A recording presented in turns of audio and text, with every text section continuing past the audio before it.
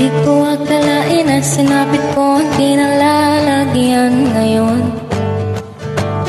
Para bang isang bagyong may lakas ng signal number 4. Yung tipong di mo ginusto pero tsak naramdam mo ang tibok ng iyong puso. Teka Lord, sandali lang, galing ba to sa iyo? Gusto kong manigurado, ayokong lumayo sa plano mo. Dahil the best yung galing sa'yo, ayokong lumayo sa kalooban mo. Kung itong nadarama hindi galing sa'yo, please Panginoon, pakitanggal po.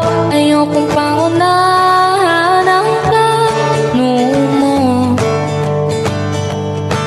Pero kung siya na talaga, Lord God, tulungan mo ko ha. Ayokong mabulilyaso ang plano mo.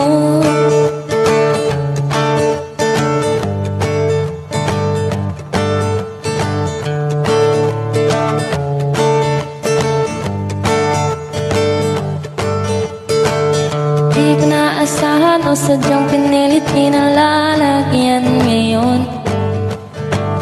Di naman kasi ako nabighani sa kanya noon. Yung pusa kang nagkagusto, simula nang matunto na siya'y nagbago. Mula nang siya'y nagseryoso, binigay buong puso kay Heso Kristo.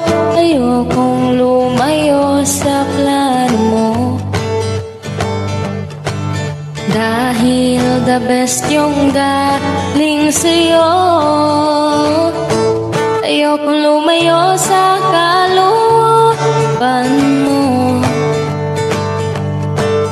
Kung itong nadarama hindi galing sa'yo, please Panginoon, pakitanggal po.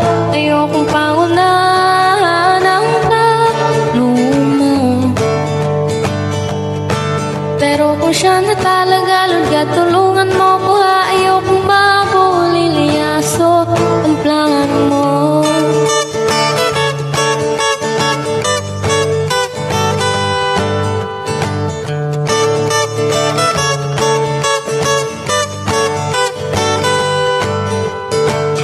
Siguradong di kami nag-iisa sa kinalalagyan ngayon. Ay mga batong tumatama sa mga nakikinig sa amin ngayon. Matatapos na ang kanta, nakaka-relate ka na, natamaan ka na rin, diba? Huwag mo na tong ikaila, may hiya-hiya kapag ganito rin ang prayer mo, diba?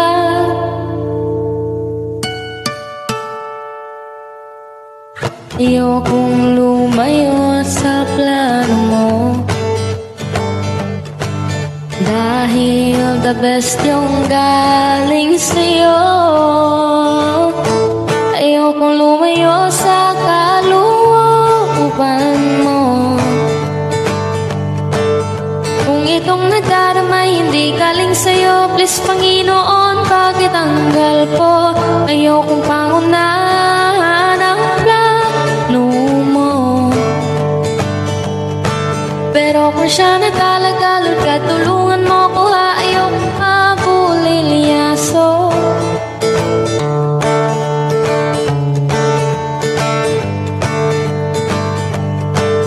Kung itong nadarama hindi galing sa'yo, please Panginoon, pakitanggal po. Ayokong pangunahan ang plano mo. Pero kung siya na talaga, Lord God, tulungan mo ko ha. Ayokong mabulilyaso. Pero kung siya na talaga, Lord God, tulungan mo ko ha.